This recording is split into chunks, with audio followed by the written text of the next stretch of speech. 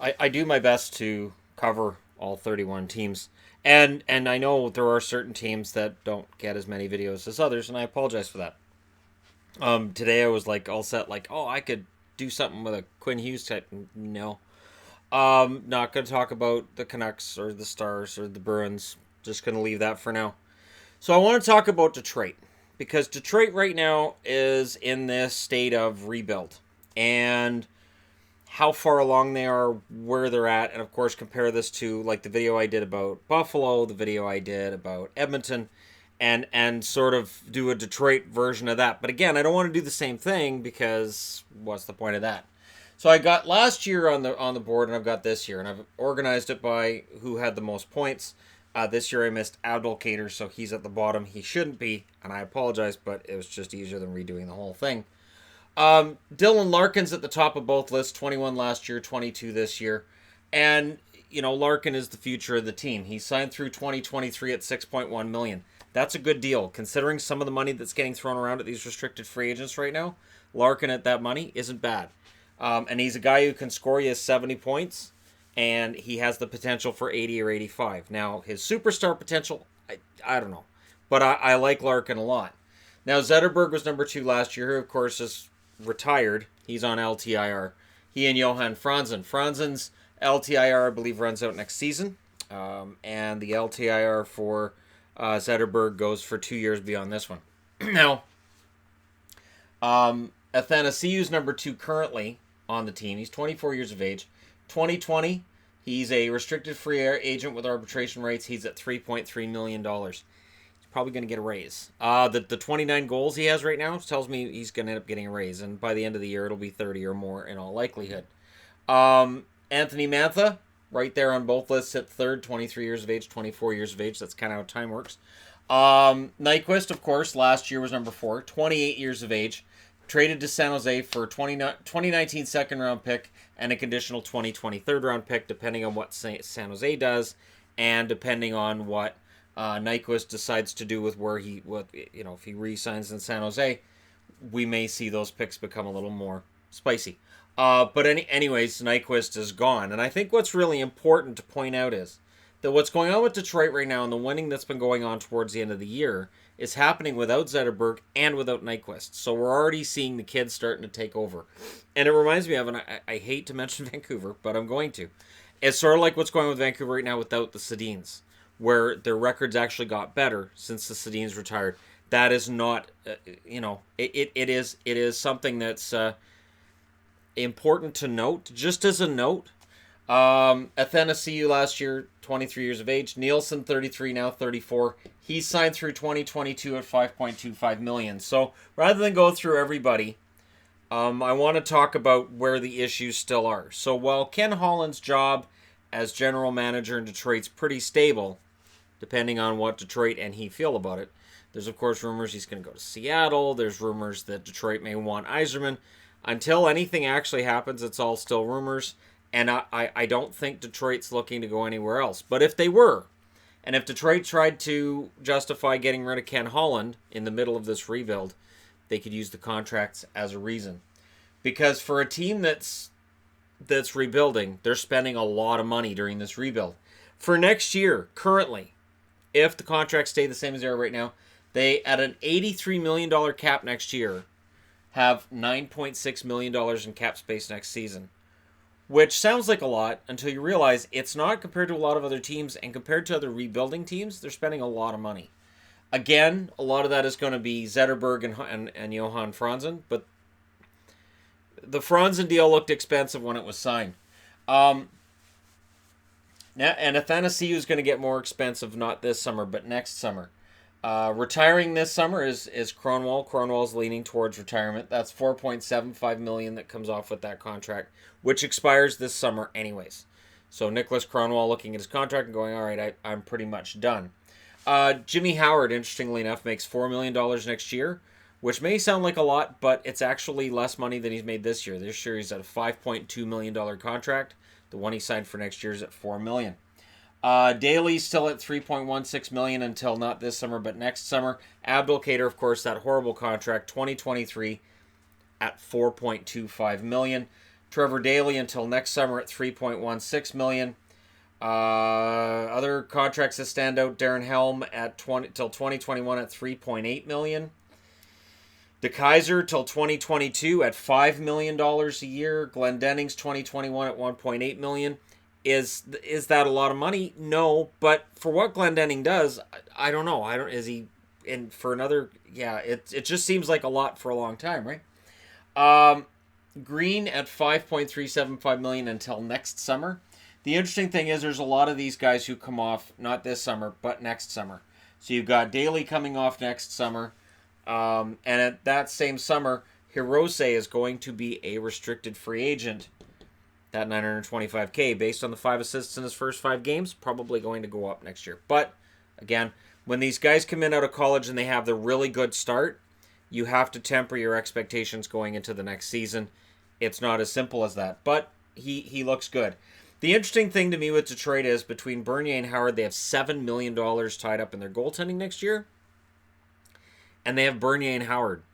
And I don't know if either of them right now are a top 15 starter in the league. You can make an argument with Howard at times.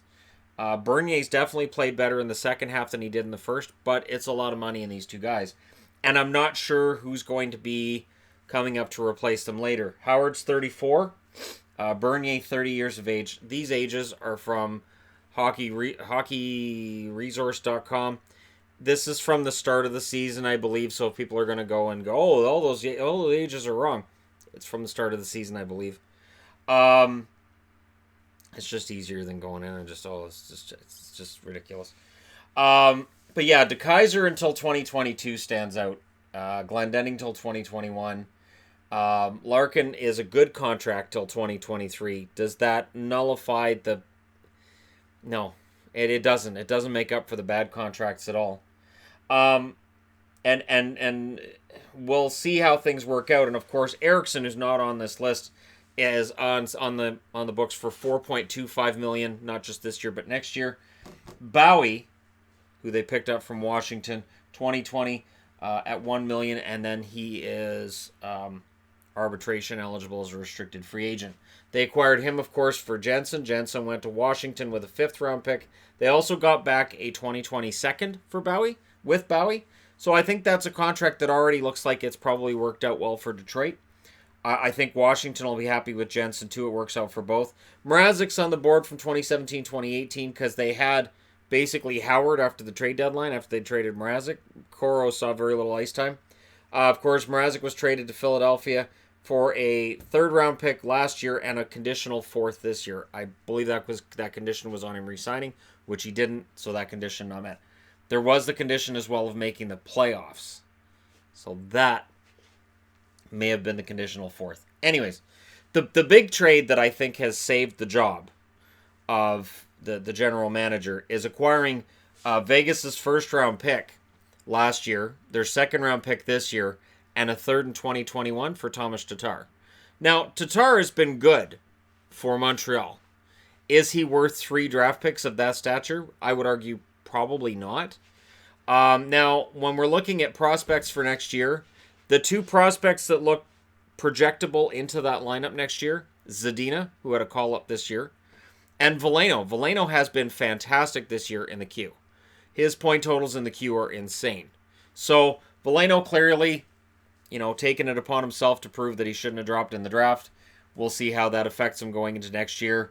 And Zadina should have a shot at regular time on the roster next year. And then the big question mark is that draft pick for next year. Are they going to get a draft win at the lottery? Or are they going to end up picking 4th, 5th, 6th? Of course, the top 3, and then the top 3 seem NHL ready. Anybody from 4 and beyond, it's anybody's guess. I think when it comes to drafts, and we've sometimes had okay, these 3 or 4 guys are ready, and the rest of them we don't know. Probably not. I think that conversation started to change in recent seasons where we've seen a lot of 1st-round draft picks, sometimes 2nd-rounders, push their way into the lineup as a teenager. The league keeps getting younger. So it really depends on what Holland does at the draft table. I'm curious as to what they're going to do for next year and what Ken Holland's going to do. Is it all up to him? Or is somebody above Ken Holland going to say, all right, we appreciate everything you've done. The Stanley Cup wins have been fantastic. You're the greatest GM this team's ever had, but we're going to go in another direction? Or do they just say it's up to you and he decides when/if he goes? I know there are Detroit fans that are looking forward to Steve Yzerman being the general manager here. I'd be very surprised if it happens, only because Yzerman seems to be content right now with his role advising the Tampa Bay Lightning. He is still working with the team, just not as general manager. And I think an advisor role might be better for him if he wants to have time with his family and his kids and have more time for himself. Having him as an advisor is fantastic. He's played a lot of hockey. He's won a lot of hockey games. Been a warrior for decades in the NHL. But that being said, I don't know how much he desires to run another NHL team. If he can turn Detroit into a contender, he'd take his legendary status in Detroit and hit basically the same status that Mario Lemieux enjoys in Pittsburgh. So let me know what you guys think in the comment section below. Which of the guys on the right-hand side here would a new general manager want to get rid of? Or which guys are we going to see potentially traded to Arizona for their contract to be buried? Because that seems to be an annual discussion. All right, who's going to Arizona to have their contract taken off the books for another team that doesn't want to pay for it anymore? And, are we looking at a Ken Holland right now that's doing the rebuild right with guys like Hronek in the lineup, and you've got Cholowski's down in the minors now, but he looked pretty good in the early parts of the season, and then it kind of fell off for him. But he still looks like a top 4 defenseman at the NHL level once he's got it all figured out. You've got Mantha, you've got Bertuzzi, you've got Larkin, you've got Athanasiou. That's 4 out of a top 6 that could be pretty effective. They do need that big superstar name, which a Jack Hughes could be. So do you look at the team as it is right now and say, you know what, Holland's doing a pretty good job with the rebuild? Or do the contracts he signed that were for probably more money and for more term than they should have been, does that lead to people saying, all right, it's probably time to send him to pasture? Let me know what you guys think in the comment section below. I hope that for Red Wings fans that that this has made them feel a little bit better about things. And again, I know there's other teams I don't necessarily cover as much as I should. That's where the summer comes in really, really handy. Very, very anxious for after the regular season's over, we could do more videos like this, have more fun with it, and I can do more of the requested videos. But for now, I'm done. Let me know your thoughts in the comment section below as always. Don't forget to hit like and subscribe if you're browsing your way through. Just happened upon this video. Thank you guys so much for watching. I'll talk to you again soon.